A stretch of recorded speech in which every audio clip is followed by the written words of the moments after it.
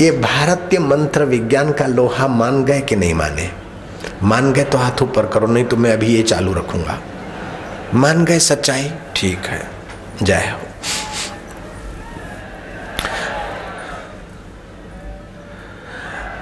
अच्छा, अब बस जय जय, शांति शांति। देवा आधीन जगत सर्वम मंत्र आधीनश्च देवताः।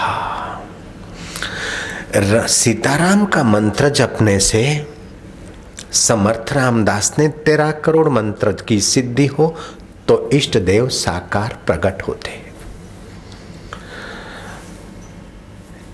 एक विद्यार्थी 24 साल की उम्र में काशी से पढ़कर अपने देहात गांव में आया। नथुराम नहीं, दूसरा विद्यारण्य स्वामी। वो विद्यारण्य ने शादी करना तो चाहा, लेकिन ब्राह्मण कुटुंब, गरीब, ये क्या करूं? तो धन प्राप्ति के लिए माँ गायत्री का अनुष्ठान कर लूं। माँ गायत्री का अनुष्ठान किया, लेकिन गायत्री देवी प्रकट नहीं हुई। चलो दूसरी बार करो, तीसरी बार, 6 महीने का एक अनुष्ठान, लेकिन 23 अनुष्ठान हुए, हाय माँ नहीं आई। 12 वर्ष बीत गए, अब तो 36 साल हो गए। अब माँ आ भी जाएगी और धनाढ्य होने का वरदान भी दे देगी, तब भी शादी कब होगी, बच्चा कब होगा? अब तो बुढ़ापा आ जाएगा। बच्चा हमारी सेवा क्या करे, हम ही बच्चे की सेवा करते करते मर जाएंगे। उस पुरुष ने संन्यास ले लिया। गुरु की मंत्र दीक्षा मिलती है तो एक ब्रह्म हत्या का पाप मिटता है। मंत्र दीक्षा ली, एक महापातक को एक ब्रह्म हत्या का वध, और जो ही मंत्र जपा तो प्रकाश प्रकाश और दिखा गायत्री। वरम ब्रूयात। माँ, अब वरदान की क्या जरूरत है? जब आवश्यकता थी तो आप पधारी नहीं, और अभी तो संन्यास ले लिया। रोटी का टुकड़ा तो आश्रम में मिल जाएगा, किसी भी गुरु के आश्रम में या संत के आश्रम में जाएंगे साधु बेश को। अब तो लक्ष्मी की जरूरत नहीं है। जब जरूरत थी तो माँ आई नहीं, और अब संन्यास लेकर दीक्षा ले लिया, सन्यासी बन गया, अब माँ आई। माँ ने कहा, देखो विद्यारण्य, तुम्हारे पूर्व काल के 24 महापातक थे।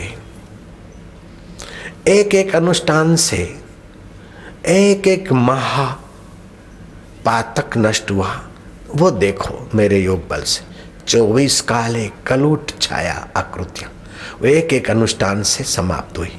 अब एक बार ही तुम्हारे बुलाने मात्र से मैं खिंच के आ गई हूं। तो गुरु मंत्र जपे और आज ही फायदा हो जाए? नहीं, जन्म जन्मांतर के संस्कार मिटते जाएंगे। आपने कपड़े पर साबुन लगा और अभी चमचमाटा, भले एडवर्टाइज वाले दिखा दे, लेकिन कपड़े में साबुन लगाया, थोड़ा छपछपाया, फिर पानी से झाग निकाला, तब कपड़ा चमकेगा। ऐसे ही गुरु धोबी शिष्य कपड़ा, साबुन सर्जनहार। गुरु धोबी शिष्य कपड़ा, साबुन सर्जनहार। सर्जनहार का नाम भगवान का। सूरत शिला पर बैठ के निकले मैल अपार। अपार जन्मों के जो आकर्षण है, संस्कार है विजातीय, वो निकलेंगे और सूक्ष्म शरीर, कारण शरीर शुद्ध होगा, तब शुद्ध सत्ता देवत्व का उभार आएगा और चमत्कार घटने लग जाएंगे। लेकिन मैं आपको ये सलाह देता हूं कि आप मंत्र जाप चमत्कार देखने के लिए ना करना। मंत्र जाप तो भगवान की मधुर भक्ति के लिए करना, सुख दुख में सम रहने के लिए करना, संसार स्वप्न और परमेश्वर अपना उस लिए करना।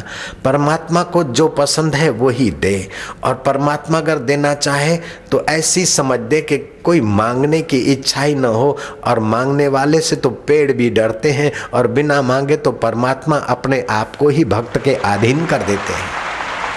किसी भी जाति के बच्चे होते हैं, स्नेह से उनकी उन्नति का सोचता हूँ और करता हूँ। मैं किसी भी संप्रदाय, धर्म, मजहब, मत, पंथ का विरोधी नहीं हूँ। विरोधी हूँ कि मानवता से जब धोखा होता है, विकास के नाम पर विनाश को आमंत्रण मिलता है, तो मैं अपना कर्तव्य पालता हूँ, मानवता को जगाने का काम करता हूँ। बस मेरा उद्देश्य क्या है? मुस्कुराना मेरी आदत है, प्रसन्न रहना मेरा स्वभाव है और मानवता को जगाना मेरा उद्देश्य है, मेरा मिशन है।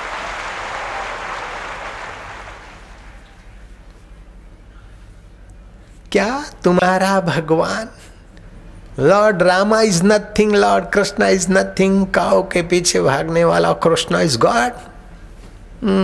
Very all place way what is religious, so many god, so many भगवाना। मिस्टर बापू जी, मैं क्या, आप कान खोल के सुन लो। वसुदेव देवकी ने तप किया था और भगवान से पुत्र रूप में प्रकट होने की प्रार्थना की। कंस ने सुना और भय के मारे उनको जंजीरों में जेल में बंद किया, हथकड़ियों में। भगवान चतुर्भुजी प्रकट हुए मध्य रात्रि को। वसुदेव देवकी कहते कि आप तो इतने बड़े, हम कैसे बालक रूप में आनंद लेंगे, नन्हे हो जाओ। भगवान कृष्ण कन्हैया नन्हे हो गए। वसुदेव की हथकड़ियां और जंजीरें खुल गई और जेल के सिपाहियों को नींद आ गई। और वसुदेव जी टोकरे में लेकर कृष्ण को यमुना पार कर रहे हैं तो यमुना जी को लगा कि जो सर्वव्यापक सर्वेश्वर है वो आज नन्हा मुन्ना होकर वसुदेव की टोकरी में जा रहा है। अब चरण नहीं छूंगी तो कब छूंगी। यमुना जी का पानी बढ़ा, वसुदेव जी घबराए। कृष्ण ने चरण स्पर्श करते ही यमुना जी के उभार को शांत कर दिया। छठा दिन हुआ, अष्टमी को प्रकट हुए थे, 14 हुई। पूतना जहर भर कर गई, उसका पूरा जहर पी लिया, बाल बांका नहीं हुआ। हंसते हंसते उसको अपने गोलोक में भेज दिया। 1 महीना हुआ, छठका सूर आया, उसको खेलते खेलते मार दिया, अपने धाम में पहुंचा दिया। जो हंसते खेलते विष पान कर ले, शिशु अवस्था में यमुना जी को चरण स्पर्श करके उसके उभार को शांत कर दे, वो भगवान बड़ा कि जो क्रॉस पर खिले खाकर रक्त बहाकर चला गया, वो भगवान बड़ा। अब तुम ही बताओ, यू से, यू जज। तुम्हारा शास्त्र उनकी विदाई बताता है और हमारा शास्त्र उनका प्रागट्य बताता है, विदाई बताता है। 17 साल तक जिसने हाथ में हथियार नहीं लिया, कालिय नाग पर नाचा, धेनकासुर, बकासुर, अघासुर, चाणुक, मुष्टिक और कंस जैसों को हंसते खेलते स्वधाम भेज दिया और बंसी बजाते रहे, वो कृष्ण बड़े कि जो महात्मा सज्जन थे। हम तो तुम्हारे जीसस के लिए कभी अपशब्द नहीं बोलते और साधारण व्यक्ति थे ऐसा नहीं बोलते, अच्छे महात्मा थे। गांधी जी बोलते हैं कि वे अच्छे व्यक्तित्व वाले थे, लेकिन उनके विषय में मैं और अधिक श्रद्धा नहीं रख पाता हूँ। धर्मांतर कराने वालों ने कितना भी मुझ पर जोर दिया, लेकिन मुझे राम का नाम और गीता का ज्ञान सर्वोपरि लगा, इसलिए मैं रॉक्सफेलर हॉल में लिवा गया और उनके खूब प्रयत्नों के बाद भी मैं राम का ही रटन करता हूँ और गीता का ही आश्रय लेता हूँ।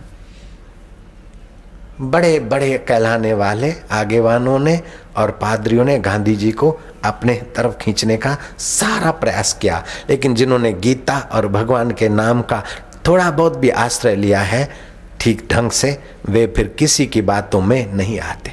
बोलते Ram god, Ram is nothing. सुन लो भाईजान, राम लक्ष्मण जानकी 3 थे। सुरपंखा गई, मैं तुमको शादी कर रहा हूँ। लक्ष्मण राम के पास आई गए, आखिर